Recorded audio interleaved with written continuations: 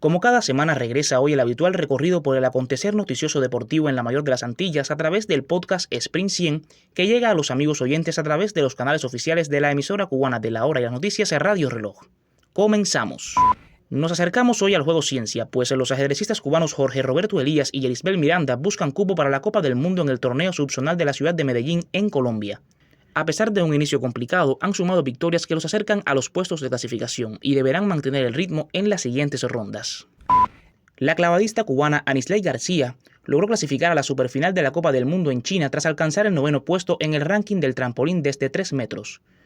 Su desempeño en la más reciente parada en Windsor, Canadá, significó un récord para la isla y genera expectativas rumbo al Campeonato Mundial en Singapur en julio.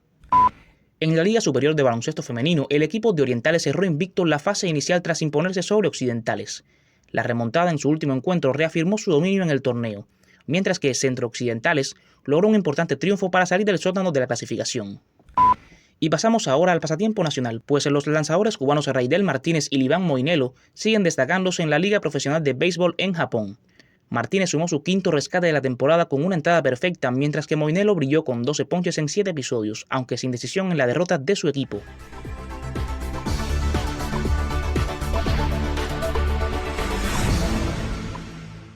Y con estas informaciones cerramos el segmento noticioso de esta jornada y damos paso a la habitual sección de Tiempo Extra, donde hoy nos acercamos a una interesante historia de vida. Nuestro equipo recogió para esta emisión el testimonio de una destacada exatleta cubana. Se trata de Julia Heredia Uría Madruga, quien a sus 81 años se llena de emoción y nostalgia al recordar el momento en el que se convirtió en una de las primeras atletas en representar a la mayor de las Antillas en la disciplina de la gimnasia artística durante los Juegos Olímpicos de 1960, que tuvieron lugar en la ciudad de Roma. Escuchamos a continuación en detalles esta y otras anécdotas directamente brindadas por la protagonista.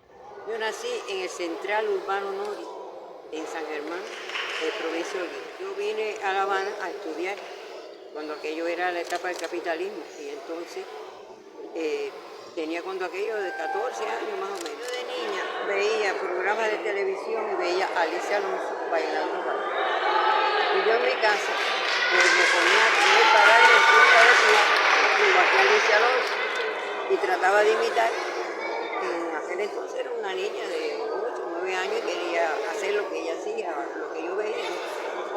Y entonces en mi casa llegaban muchas revistas donde se venían muchos ejercicios. Y yo me ponía en mi casa a hacer todos aquellos ejercicios que yo veía en la revista. Y mi papá siempre me decía, a ver, pues si tú te puedes hacer así de pierna, a ver, y entonces él, y hacíamos competencia entre mi papá y yo para ver quién hacía mejor tal ejercicio. Y entonces aquí en La Habana, cuando yo vi el gimnasio, las pruebas, me seleccionaron en un grupo de 30. Pues yo, para mí era muy fácil las pruebas que hicieron. Entonces pues ahí seguí. En eso llega un programa de los Juegos Olímpicos. Ya eso era el año 59. Yo empecé en el instituto en el 58. En el 59 empiezo, más o menos, y llega un programa de los Juegos Olímpicos y el profesor empieza a enseñarnos aquellos ejercicios, un programa obligatorio y uno opcional. Y entonces, pues, ahí empezamos a aprender y en la medida que aprendíamos avanzábamos un poco y él siempre nos estaba ayudando a mejorar. Y era una época divina porque estaba haciendo lo que me gustaba, estaba estudiando y estaba haciendo la gimnasia, que no la conocía de antes, de niña no conocía ni que existía la gimnasia, porque eso era un problema de cultura en Cuba, no había esa cultura. Y entonces ahí empezamos a practicar y se hizo una competencia en la ciudad deportiva para escoger las compañeras que iban a ir. Y habían 3 o 4 practicando para esa olimpiada. Tuve que ir sola hasta Roma, haciendo escala en Estados Unidos, en Londres, etc., con 15 años. Que no es fácil porque yo no había nada más que montaba en tren y en guagua. Nunca había montado en avión. Cuando llegamos a las temas de Caracas, que es donde se hace la competencia, ya iba a comenzar el desfile y faltaban 5 minutos para entrar a desfilar con todas las gimnastas. Y entonces nosotros, Cuba, la letra C, pues corriendo enseguida para desfilar y ahí ya a los 3 minutos de calentamiento y ya comenzar la competencia sin apenas haber calentado porque no nos dio tiempo. Porque las personas que nos llevaban eran los anteriores miembros del Comité Olímpico, que no sabían mucho de eso tampoco, y nos acompañaron para trasladarnos allí al evento, pero no se tenía esa información de horario y esas cosas como ahora se hace. Y entonces, pues llegamos así rápido y todo fue. Llega y ya calienta y haz la actividad. Calienta y haz la actividad. Y así estaban las rusas, bellas, divinas, nosotros, imagínate, deslumbrada con aquella técnica que tenían otras gimnastas. Y a la vez tratando de aprender también, porque ya uno recoge eso como algo para después uno tratar de imitar aquella gimnasta. Era algo difícil porque había un desarrollo tremendo. Y entonces una anécdota que siempre recuerdo es que había una rusa que va a entrar al ejercicio de la vida y cuando ella entra se cae. Entonces ella se bajó, se echó magnesio, muy calmada. Y después subió y hizo una viga bella, preciosa. Pero ¿qué sucede? Que por el reglamento no se podía estar más de 30 segundos fuera. Si te caes tienes que subirte enseguida, te dan 30 segundos para subirte. Y ella se demoró más y le pusieron un 0. A mí aquello me dolió más que si me hubieran dado un 0. Y entonces son cosas que uno recuerda lindas de la competencia y todo eso. Queda en la memoria aquel recuerdo, aquellos ejercicios, aquellos eventos. Bueno, después participamos en el año 63, Juegos Panamericanos, obteniendo medalla de bronce por equipo. Posteriormente en Brasil también en Universidades Mundiales y teniendo medalla de bronce por equipo. Y más adelante, bueno, participamos en otros eventos con otros países. Y en el año 67 participamos en los Juegos Panamericanos de Winnipeg, Canadá, también obteniendo medalla de bronce por equipo.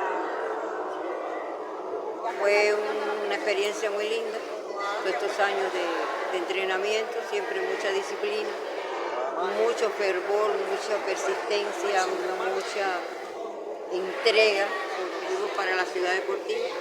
Y ya no teníamos entrenadores, entrenábamos solos. Y empezaron a venir todos los niños del cerro y nosotros los ayudábamos y les enseñábamos lo que sabíamos. Practicábamos y enseñábamos. Practicábamos y enseñábamos. Entonces vino un curso ahí de emergente para profesores y de 6 meses yo pasé ese curso. Y siempre practicaba, pasaba curso y estudiaba. Porque entonces me puse en el curso nocturno del instituto para no perder mis estudios de bachiller. Bueno, en el año 61 se creó el INDE y nosotros participamos ahí en las actividades y en el gimnasio porque después fui fundadora del INDE, ¿no? Como aquel que dice.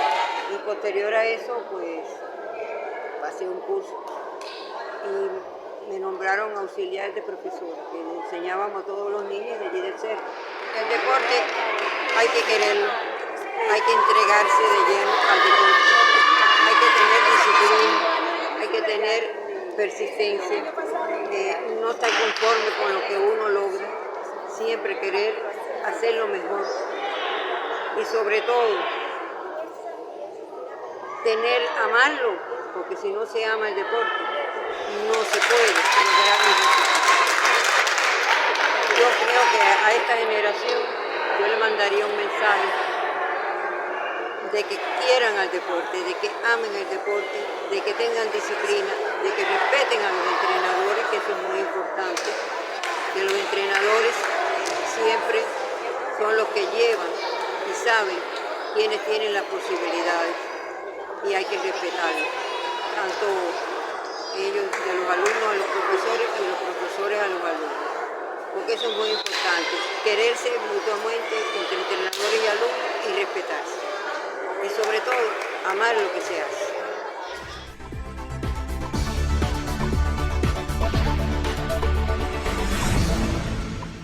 Y con este emotivo trabajo cerramos la emisión de esta semana de nuestro podcast. Recuerden mantenerse al tanto por medio de los canales oficiales de la emisora Radio Reloj de cada capítulo, resumen y actualización que llevamos a usted a través de este espacio. Mi nombre es Iván Licea y la invitación, como siempre, es a encontrarnos nuevamente dentro de 7 días para seguir recorriendo el apasionante mundo de los deportes a través de nuestro Sprint 100.